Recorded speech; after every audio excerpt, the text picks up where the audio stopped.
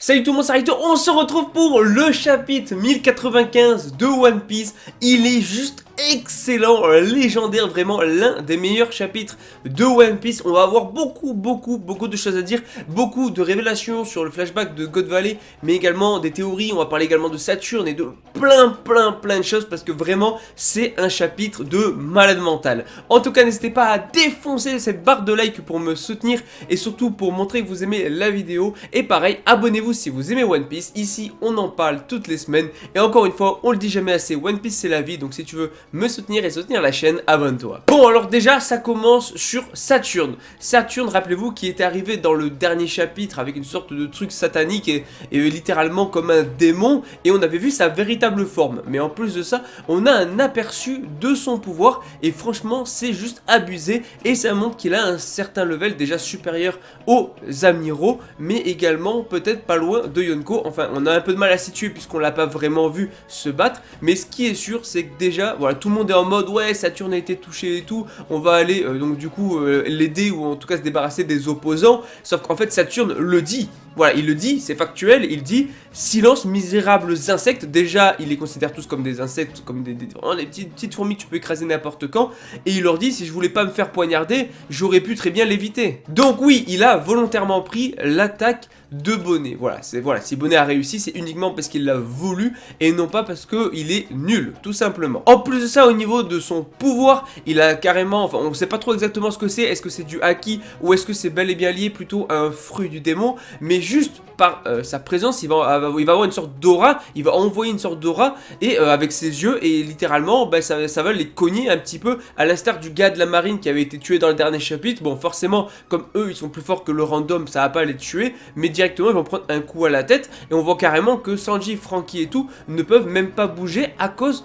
du pouvoir de Saturne. Donc voilà, on sait pas vraiment ce que c'est. Est-ce que c'est juste une simple pression qui est tout simplement, et quand t'es trop faible en fait par rapport à lui, tu ne peux plus bouger, je sais pas, mais en vrai c'est énorme. Et je pense que c'est vraiment qu'un aperçu de son pouvoir. Donc franchement, là je sais pas comment ils vont s'en sortir, puisque en plus Luffy est KO, franchement ils sont très mal barrés. Donc à part si l'équipage de Barbe Noire fait quelque chose, ou Dragon débarque, ou même Shanks, je vois pas comment ils vont pouvoir s'échapper. Même Saturne le dit à un moment, il le dit, franchement si jamais ils arrivent à s'échapper, il aimerait bien voir ça. Et moi j'aimerais bien voir ça aussi. Parce que là actuellement franchement ils ont aucune chance en fait. En tout cas Saturne va attraper Bonnet qui va littéralement prendre trop cher. Sanji qui va vouloir intervenir, qui va se prendre de la sorte d'aura de Saturne. Donc autant dire que personne ne va pouvoir rien faire contre Saturne. D'ailleurs Saturne qui fait à Kizaru que effectivement même pour lui ça a pris plus de temps que prévu. Et donc Kizaru qui est à terre et qui ne peut plus bouger pendant un petit moment. Il n'a pas d'excuse, juste il peut plus bouger pendant un certain temps. Donc il est au sol et tout à cause de l'attaque de Luffy. Bon, il n'est pas inconscient, et d'un autre côté on a Luffy qui j'ai l'impression a perdu du coup sa forme Gear 5 et qui est complètement tout rabougri, limite voilà, c'est un vieillard maintenant, et il a clairement épuisé toutes ses forces. Et encore une fois, je tiens à le dire, le combat est factuellement une égalité. Que vous le voyez ou non, c'est factuel. Parce qu'il y en a, ils vont dire, ouais, mais Kizaru, il a pas réussi à taper Luffy, il a pas réussi à faire des dégâts à Luffy. Mais en fait, un duel n'est pas de la force brute. Un duel peut être stratégique. Et Kizaru a réussi à faire en sorte que Luffy s'épuise. Et donc, du coup, il a réussi à tenir assez longtemps pour que Luffy s'épuise et que lui, du coup, il se fasse battre dans sa laps de temps aussi.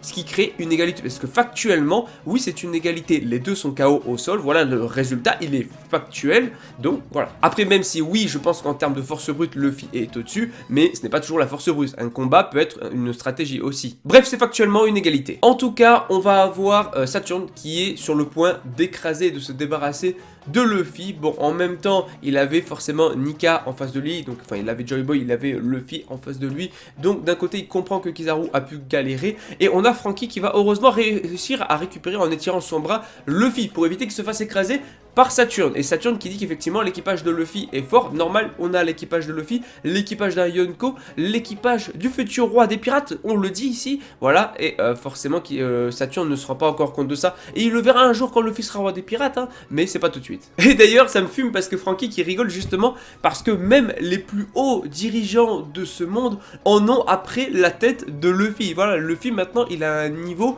où même le Gorosei au-dessus des dragons célestes, en fait il n'y a pas plus haut level que le Gorosei, à part Im éventuellement, mais du coup, voilà, c'est vraiment les plus hauts placés qui s'en prennent même à Luffy, et ça montre le chemin qu'a parcouru Luffy entre le début du manga et maintenant. On est allé très loin. En tout cas, Saturne qui est en mode Luffy au chapeau de paille et bonnet, leur participation à la bataille c'était totalement imprévu, totalement inattendu, surtout les deux qui s'allient, et en fait c'est un peu le hasard puisque bah eux ils sont allés sur cette île là, ils ont suivi du coup leur truc, et d'un autre côté Bonnet était là pour Vegapunk, c'est un petit peu le hasard qui a fait ça, mais franchement maintenant effectivement on a une île au bord de la destruction, vraiment on a toute la marine qui entoure l'île, on a l'un des membres du Gorosei, on a bon Kizaru est KO mais Luffy est KO aussi, donc tu annules les deux, donc en gros ok il reste Zoro et quelques membres de l'équipage de Luffy, mais déjà pour moi il n'y en a aucun qui a une chance contre Saturne, donc en fait vraiment soit Barbe Noire, soit Dragon, soit Shanks, mais quelqu'un va forcément intervenir là, à moins que Luffy se fasse réellement capturer ici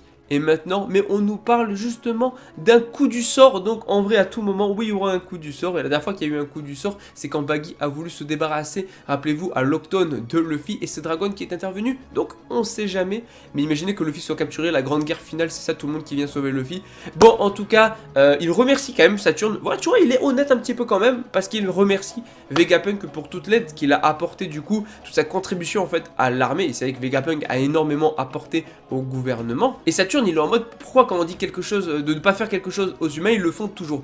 Déjà il dit lorsqu'on dit aux humains, genre il parle comme si lui-même n'était pas humain, et c'est ça qui est assez surprenant dans la phrase, faudra voir avec la traduction officielle, mais c'est vrai qu'il parle des autres comme des insectes et des humains comme des insectes, et en plus de ça il dit voilà lorsqu'on dit aux humains, donc comme s'il se considérait pas lui-même comme un humain, alors soit parce qu'il se considère juste comme supérieur, soit parce que c'est réellement un démon ou je ne sais quoi, une entité supérieure, potentiellement liée aux fruits du démon, peut-être même qu'il soit à l'origine de ces fruits du démon, enfin bon là moi je pars un petit peu trop loin, mais la façon dont il le dit c'est assez surprenant. Maintenant il est temps de parler flashback, de parler révélation, des révélations très croustillantes, des révélations qu'on attend depuis longtemps sur God Valley, mais également sur Kuma, son fameux flashback. Faut savoir que déjà, Kuma, il est né esclave, et c'est un vestige d'une tribu qui a commis un grand crime à l'époque, mais en plus de ça, c'est le seul survivant de la race des boucaniers qui a été totalement exterminé. Oui, les boucaniers qui d'ailleurs ont du sang de géants, et c'est énorme parce qu'on a enfin la race de Kuma révélée, et de ce qu'on a en tout cas dans ce chapitre, on voit un petit peu le flashback de Kuma, un petit peu les origines de Kuma avec du coup le royaume de Sorbet, donc c'était il y a 47 ans, donc là on se retrouve bien avant God Valley, parce que God Valley c'était il y a 38 ans, donc presque 10 ans avant, et donc du coup on se retrouve au royaume de Sorbet, donc on a la mère de Kuma, le père de Kuma qui lui est effectivement un membre du clan, enfin de la race des boucaniers, et sa mère est juste une humaine, voilà, elle n'a pas forcément de clan, de race ou autre, et l'enfant forcément est un sang mêlé, donc un mélange entre le boucanier et l'humain normal, et le problème encore une fois c'est que cette race a été totalement réduite en esclavage par forcément encore une fois et encore toujours même j'ai envie de dire les dragons célestes, et donc forcément à la base à l'hôpital ils ont essayé d'être discrets sur le fait qu'ils faisaient partie de cette race là, sauf que il y avait des infiltrés, il y avait tout simplement le gouvernement avait des yeux un peu partout dans les hôpitaux, donc l'information est remontée, et en fait la famille de Kuma, donc son père, sa mère et lui-même ont été directement envoyés chez les dragons célestes pour être considérés comme des esclaves. Et c'est juste horrible parce que du coup on voit le père de Kuma attaché en sang et tout, donc qui est un esclave, même le fils aussi, d'ailleurs on ne sait pas trop comment est morte la mère, mais en tout cas la mère est morte d'après ce qui est dit, donc on ne sait pas si elle a été tuée par les dragons célestes, si elle est morte d'épuisement ou d'une autre raison, mais en tout cas elle est plus là, et donc à ce moment là c'est littéralement le désespoir et la détresse. Faut savoir d'ailleurs aussi que Kuma avait expliqué à Bonnet qu'il voulait devenir exactement comme Nika, le dieu guerrier de la libération, et faire sourire les gens et les sauver. Et en fait du coup voilà, Nika qui danse et tout, donc Kuma va danser et il explique ça à Bonnet, et en fait ça il le tenait de son père, puisque son père lui, en fait c'est voilà, c'est vraiment une tradition, une légende qui se raconte de famille en famille, de génération en génération chez les boucaniers, et son père justement était pareil, il a dit voilà, en fait tu dois vivre Kuma, puisqu'un jour le guerrier de la libération viendra, il le sauvera, le dieu du soleil Nika. Donc Luffy est censé être le fameux sauveur qui est tant attendu depuis maintenant beaucoup d'années, depuis des années et des années. C'est ce sauveur là, Luffy, qui devrait apporter en tant que dieu de la libération, dieu du soleil Nika, apporter le sourire aux gens, chose qu'il fait d'ailleurs, et il devrait normalement sauver Kuma.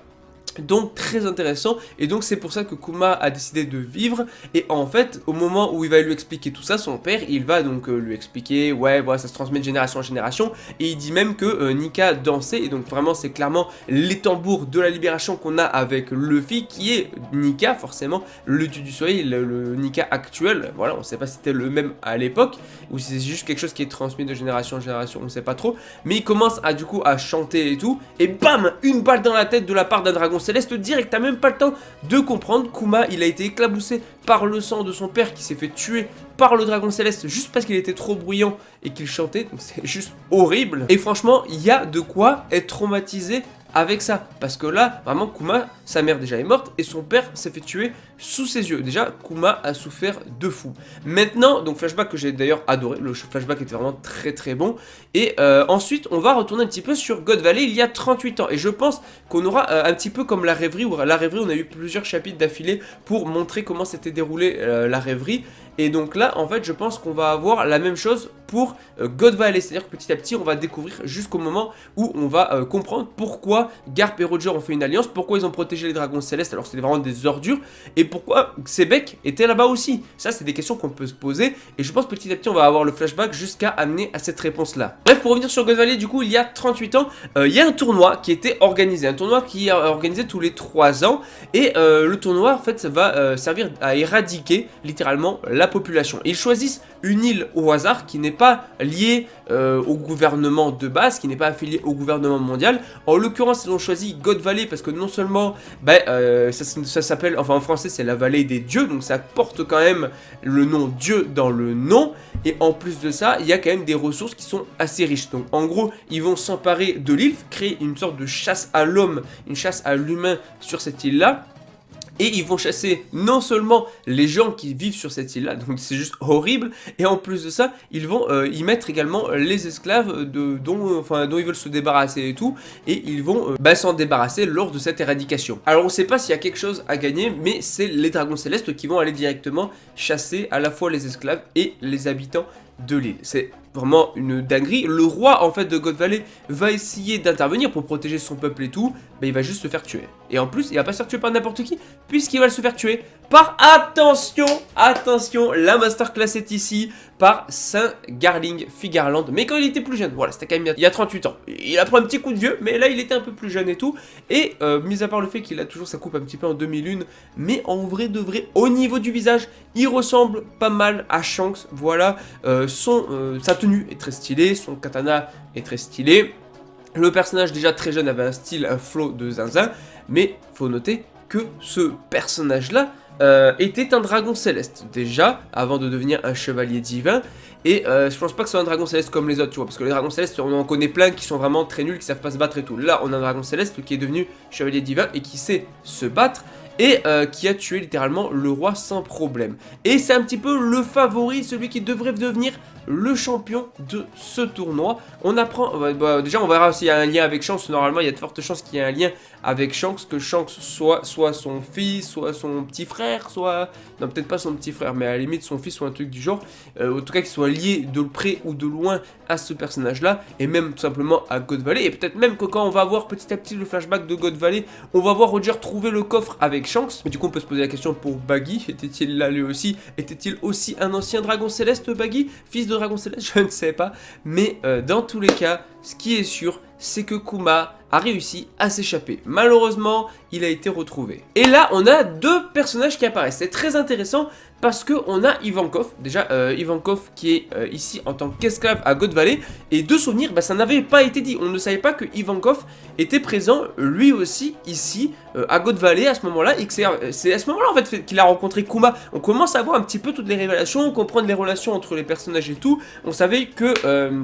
Ivankov connaissait Kuma depuis très longtemps maintenant, mais c'est vrai que je crois pas qu'on avait eu la rencontre ou même plein de choses comme ça et tout, parce que leur rencontre était en réalité sur God Valley. C'est là que Ivankov a rencontré Kuma, donc ça je trouve ça vraiment super cool, super intéressant. Donc il était esclave là-bas, mais n'avait pas perdu espoir, il était toujours joyeux, et lui il voulait vivre, là où Kuma il commençait un peu à désespérer, et je pense que c'est peut-être Ivankov qui a fait en sorte de lui donner un peu cet espoir là, et qui a fait que Kuma a décidé de vivre par la suite. Mais on a également un autre personnage qui est aussi esclave du coup. Là c'est que des esclaves, qui est Ginny. Alors Ginny, oh là là, là il y a plein de théories. La première théorie, c'est que c'est une femme qui pourrait être en réalité Crocodile et expliquer la relation Crocodile-Ivankov. D'ailleurs, elle dit, cette fille-là, pour préciser, mon grand frère est très grand lui aussi, donc elle parle de Ivankov, donc c'est déjà la petite sœur de Ivankov. Ça c'est une première chose. Alors maintenant, au niveau de théorie, c'est une femme qui connaît du coup Ivankov puisque c'est sa petite sœur. Il y a la théorie comme quoi tout simplement ça pourrait être Crocodile, voilà, parce que la théorie comme quoi Crocodile était avant une femme et que c'est comme ça qu'il a connu Ivankov, c'est possible, mais en réalité imaginez juste que Crocodile ça n'a rien à voir avec ça, c'était peut-être juste un esclave de cette époque là. Et peut-être que le secret c'est qu'il avait été esclave à God Valley et que du coup il n'a pas voulu que ça s'ébruite. Peut-être que justement c'était ça le petit secret, voilà, et pas du tout le fait que ça soit une femme en réalité. Maintenant, voilà, ça pourrait être aussi une femme qui se transformait en homme et ça pourrait être du coup Ginny. Sinon, elle mange de la viande, donc on peut faire un rapprochement avec Luffy, la mère de Luffy, tout ça, mais je crois que Oda avait dit que la mère de Luffy n'entrerait pas en scène dans le manga. Alors j'ai plus la source, je me souviens plus si c'était officiel ou pas, mais sinon, il y a également la théorie, peut-être simple, en vrai, même très simple, que elle mange de la viande et donc qui mange beaucoup, Bonnet. Donc que Ginny serait en fait en réalité la femme de Kuma et donc du coup la mère de Bonnet. Voilà, puisque du coup c'est à ce moment-là qu'ils se seraient rencontrés et ça explique aussi le lien avec Kuma puisque Kuma en fait aurait eu un enfant avec la sœur de Ivankov. Si c'est le cas, du coup cette fille a priori est morte puisqu'on ne la voit plus maintenant dans le présent, donc elle serait morte soit... Il y a des chances même, non peut-être pas du coup à God Valley ici, parce que si elle était morte à God Valley, bah logiquement ils auraient pas eu le temps d'avoir un enfant parce qu'elle était beaucoup trop jeune à ce moment-là. Donc peut-être que même Ivankov d'ailleurs est beaucoup plus jeune. Et donc peut-être qu'ils ont réussi effectivement à s'enfuir de God Valley. Donc peut-être qu'après ils ont rejoint Dragon dans l'armée révolutionnaire pendant un petit temps. Et que c'est là que du coup bah, ils ont eu un enfant avec Kuma et elle et Ginny. Et donc après elle est morte d'une quelconque manière, tuée par je ne sais qui. Mais voilà en gros les théories qu'on peut faire sur ce personnage là qui est un nouveau personnage qui nous est présenté. Et du coup ça amène à pas mal de questions tout ça. Mais c'est un chapitre qui en fait apporte pas mal de révélations, mais pose également de nouvelles questions, effectivement. Donc ça c'est très cool, c'est le genre de chapitre qu'on aime et tout pour théoriser, parce qu'on a toujours des choses à dire en fait sur ce genre de chapitre là. Et c'est un chapitre qui est extrêmement complet, entre Saturne, entre God Valley, entre le flashback de Kuma et tout. On a vraiment un chapitre complet de A à Z. C'est une dinguerie. Franchement, l'un des meilleurs chapitres de l'année, vraiment le chapitre est légendaire. J'en fais pas des tonnes, vraiment le chapitre. Je pense que pour tout fan de One Piece comme moi, c'est un chapitre mais incroyable à des années-lumière de plein d'autres mangas là. Là, on a du très haut level, des révélations sur God Valley, plein de choses et tout. Non, vraiment, c'est des choses qu'on attendait beaucoup et je suis trop content qu'on les ait maintenant. Franchement, on a une pause la semaine prochaine, mais Oda nous a bien régalé cette semaine, et maintenant j'attends plus qu'une chose, le chapitre 1096 de One Piece, parce que One Piece, c'est la vie.